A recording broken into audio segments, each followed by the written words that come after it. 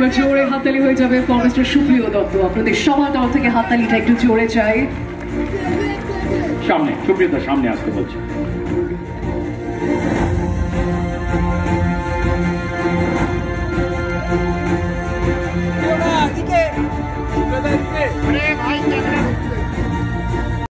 যাদের জন্য তাদেরকে দেখলাম আমি এখানে দিচ্ছে, ধরুন স্নেহাশিস চক্রবর্তী, সে যদি না থাকতো তো আমি কিভাবে এই পুরস্কারটা পেতাম। ধরুন আমার সঙ্গে যে হিয়া বলে মেয়েটি অভিনয় করে, এখানে মল্লিকা বসে আছে, এরা সব মানে আমার যারা টেকনিশিয়ানস অ্যান্ড কো অ্যাক্টার্স, এই যে বিশ্বনাথ বলছে থিয়েটার এবং সিনেমা, ও যেসব সিনেমায় আমার সঙ্গে অভিনয় করেছে, এই যে সোমনাথ এখানে বসে আছে, সৌমিক চলে গেছে বা আসলে না এগুলো একটা কম্বাইন্ড আর্ট, এটা কোনো ইন্ডিভিজুয়াল কোনো কিছু নয়। তবু তো ইন্ডিভিজুয়ালকে দিতে হয়, না দিলে সমষ্টি সকলকে স্টেজে তুলে এরকমভাবে দেওয়া একটা সিরিয়ালে কিন্তু সম্ভব নয়।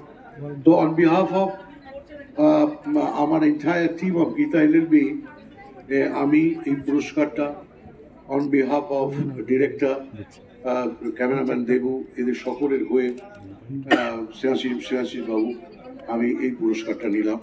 আমার বিশ্বনাথকে এবং এখানে যারা উপস্থিত এবং যারা অর্গানাইজার, অভিজিৎ বাবু, BFTA, আমার অনেক ধন্যবাদ।